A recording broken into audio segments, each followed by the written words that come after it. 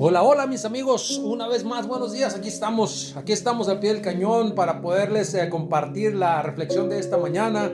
Bendecido día, ¿cómo están todos ustedes? Esperando se encuentren bien en compañía de su familia, de sus seres queridos, en el trabajo, en la escuela, donde quiera que usted esté, que mi Dios le bendiga en todo momento y que fructifique cada una de las cosas que usted emprenda, cada una de las cosas que usted haga, los planes que tiene para estas fechas.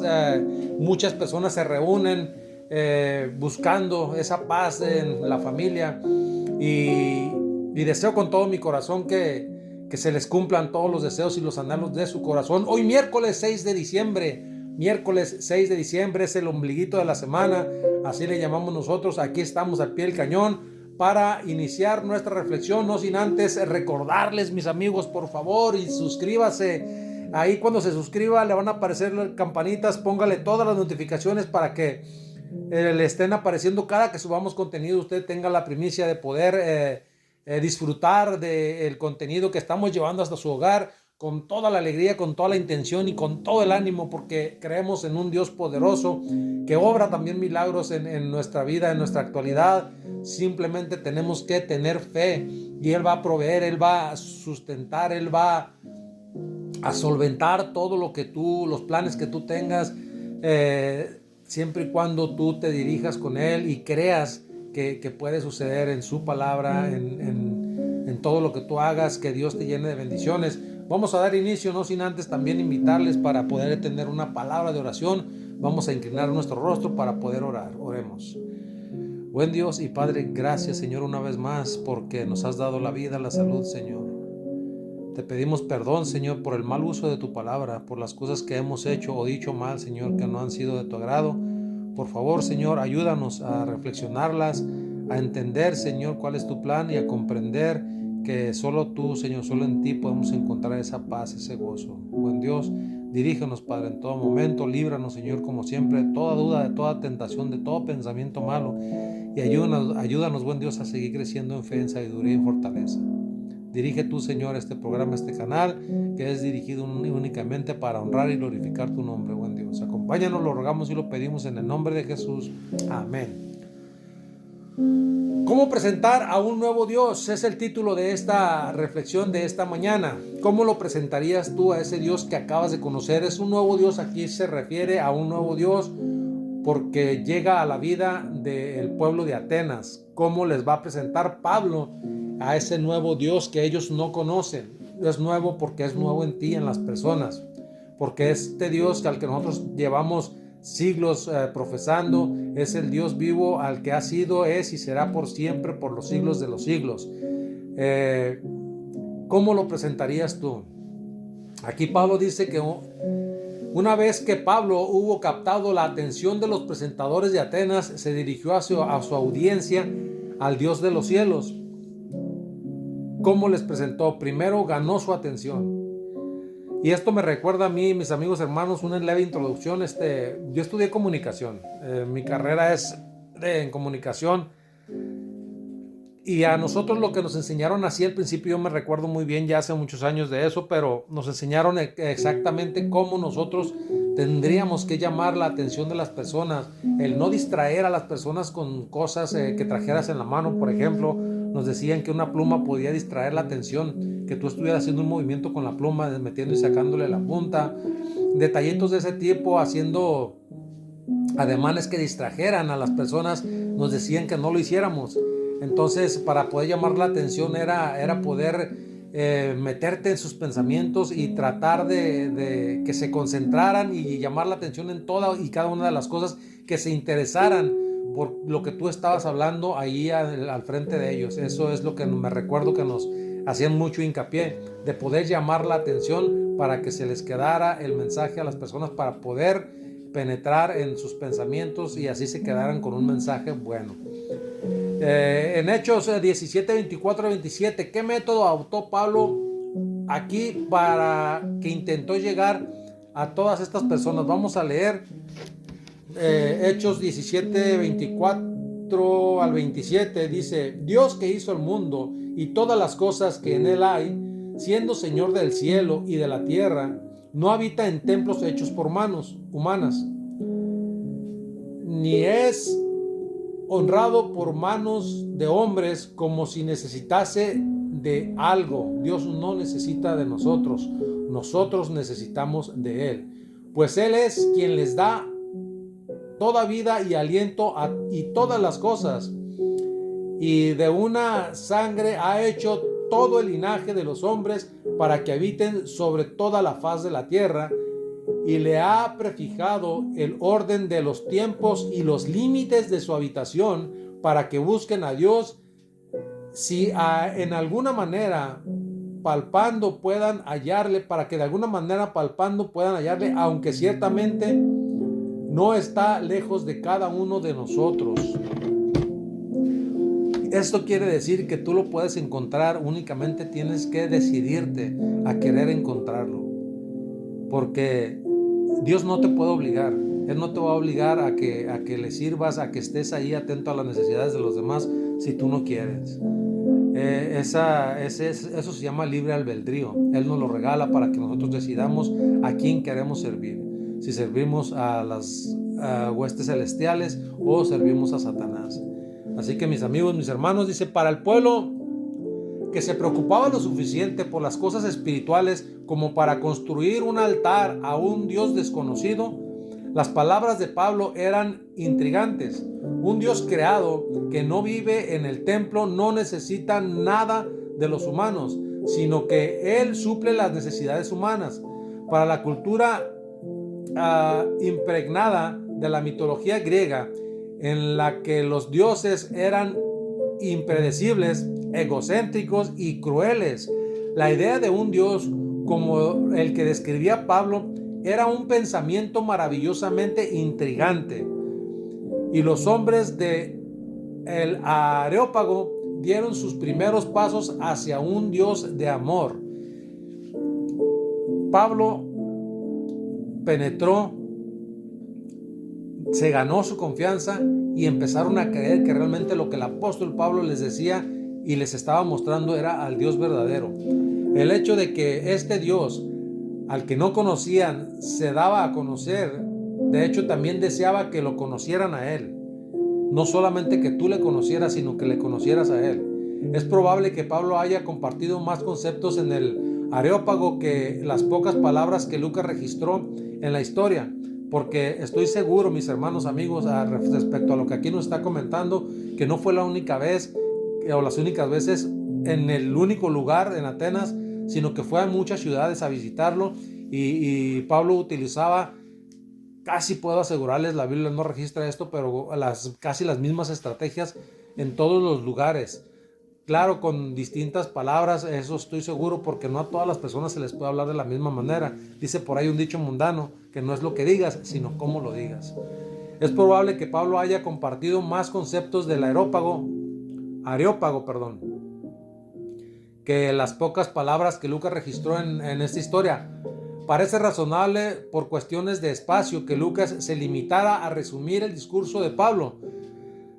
Si es cierto, entonces probablemente Pablo haya desarrollado en detalle cada uno de los conceptos que hemos leído hasta ahora. Entonces, desglosemos el discurso de Pablo en conceptos. Primera parte. Pablo elogió su actual percepción espiritual y su sinceridad. Pablo les dijo todas las cosas que tenían buenas. No puedes, aquí lo que nos está invitando es que no podemos irnos contra las iglesias a estarles señalando todas las cosas que hacen mal de acuerdo a su criterio. Yo siempre les he dicho esto a hermanos, amigos, familia. Siempre les he dicho esto a las personas con las que he platicado que tienen otra denominación, religión. Siempre les digo, de acuerdo a la luz que tú recibas, de acuerdo a la luz que tú tengas, eso es lo que a ti te mostraron. Si la persona que te enseñó conscientemente te enseñó sabiendo que estaba mal en las cosas que a ti te enseñó, eso va a rendir cuentas esa persona allá con Dios. Dios le va a rendir cuentas de eso, porque si aún sabiendo y teniendo la luz correcta no la diste como a ti se te enseñó, vas a tener que asumir las consecuencias de lo que hayas enseñado. Por eso la fe que tú tengas y todo lo que tú hagas, aunque esté errando, pero que tú no lo sepas, de acuerdo a tu fe vas a ser juzgado. Así que no tengan miedo, todo lo que puedan aprenderle de acuerdo al concepto y a la conciencia que les dicte, que les dé el Espíritu Santo, entonces vamos a actuar porque Dios nos va a hablar de esta manera, con su Espíritu Santo. Luego le mostró que había estudiado sus creencias. Estamos hablando del apóstol Pablo. Pablo les mostró que había estudiado sus creencias y les había encontrado algunas cosas que representaba entre lo que habían aprendido. Quiere decir que las cosas que él consideraba buenas siempre se las resaltó y se las exaltó y los invitó a continuar. A continuación les habló de cosas que en particular había descubierto en el estudio de su religión y que ellos admitían que no entendían. Siempre les he dicho, mis amigos, mis hermanos, la Biblia trae muchos versículos, cosas que para nosotros son incomprensibles porque tenemos que pedirle dirección del Espíritu Santo para que Él pueda guiarnos y darnos esa luz que necesitamos. No porque seamos menos ni más que los demás, la capacidad la tenemos. A veces nuestra mente está dormida dado a que no ejercitamos esa neurona que te da la sapienza, que te da el saber, que te da el entender de qué se refiere o qué está hablando. Por eso cuando Jesucristo vino y ministró de sus tiempos a la gente que le rodeaba, siempre les hablaba con sencillez, con esa practicidad que se requiere para darte la palabra de Dios, y siempre les hablaba con parábolas que ellos entendieran y que no fuera difícil, porque no todos tenemos la capacidad de entender rápido. Todos tenemos las mismas capacidades de entender, pero de entender rápido, a algunos nos cuesta más trabajo, a otros lo aprendemos rápido. Así es de que no te desesperes porque algo no está comprensible. Aférrate, insiste, lee, estudia, pregunta, y poco a poco vas a llegar al grado donde tú quieres estar, y Dios te va a ir dando la luz cada vez más y más hasta que tú comprendas realmente qué es lo que pide Dios de ti.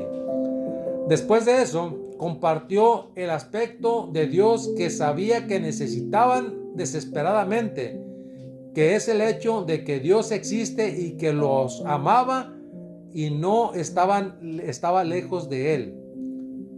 Les hizo saber que Dios estaba cerca, que Dios estaba ahí para cuando ellos lo necesitaran, y que nada más era cuestión de que entendieran cómo era la manera de tener esa relación con Dios, por medio de la oración, por medio del estudio de su palabra y por medio de la predicación, porque acuérdense que no podemos ser luz para los demás si no testificamos con hechos. Por último, al final de su discurso, Pablo pasó a advertirles lo que significaba rechazar el conocimiento de este Dios que aún no conocían. Pablo los llevó tan lejos como pudo, según lo que sabían ellos y lo que creían. Sí pudo guiarlos hasta allí, su progreso fue importante. Si pudo guiarlos hasta ahí, perdón por la expresión, si pudo guiarlos hasta ahí, su progreso fue importante. Vamos a prestar atención a la apelación de Pablo al mundo creado y a Dios como creador. ¿Por qué este es un buen método con la mayoría de la gente? Al menos para empezar, ¿por qué sería este un buen método? De primero ganarse su confianza, de llamar su atención, de que te crean que tú lo que le estás hablando, lo que le estás diciendo es verdadero, que eso es el Dios que le estás presentando. Eso es por una parte. ¿Para qué es este buen método? Que la mayoría de la gente al menos tendrían que empezar a creer cómo es el método, de suplir las necesidades de la gente que necesita, de poder ganarse su confianza, de ganar su atención y poder ayudarles y compartirles, que tú hables con esa seguridad de que el Dios que tú profesas es el Dios que ha obrado milagros en tu vida, porque recuerden que ahorita por nosotros probablemente es difícil, dadas las circunstancias de que ahorita no se han manifestado para muchas personas esos milagros visibles, esos milagros donde tú puedas palpar y sepas que fue el Dios poderoso quien obró ese milagro en tu vida. Por eso te cuesta trabajo a ti, me cuesta trabajo a mí creer que existe ese Dios. Pero a Pablo no tenía dudas de eso, porque a Pablo el mismo Jesucristo llegó a decirle quién era él. A él se le apareció en una visión cuando iba para camino a Damasco, y le dijo, cuando cayó en tierra, dice que vio una luz. El apóstol Pablo mismo habla su experiencia, que solo vio una luz y de esa luz destellaba un sonido y era la voz de Jesucristo. Y cuando Jesucristo le preguntaba, cuando el apóstol Pablo le decía, ¿quién eres?, Jesús le contestó, yo soy Jesús a quien tú tanto persigues. Y desde ese momento hizo la conversión en él. Entonces ese milagro sucedió físicamente. Si a ti o a mí nos sucediera en la actualidad lo mismo, dice la Biblia que caeríamos de sopetón, porque no soportaríamos la presencia que da Jesucristo con esa luz destellante. Entonces a veces no es que no obre milagros en tu vida. Si tú oras, si tú tienes esa comunión con Dios, si tú le entregas tu corazón y crees realmente que Él es el único Dios que puede obrar milagros en tu vida, que camina contigo, que camina a tu lado, y te sometes a su yugo, que es liviano, que es ligera su carga, entonces vas a comprender de qué te estoy hablando. ¿Qué tiene el mundo creado que enseña a Dios con tanta fuerza? ¿Qué tiene el mundo creado, que señala a Dios con tanta fuerza? Mis amigos, mis hermanos, son preguntas para que usted las medite en su casa. Les voy a repetir una vez más, no me quedé convencido. ¿Qué tiene el mundo creado que señala a Dios con tanta fuerza?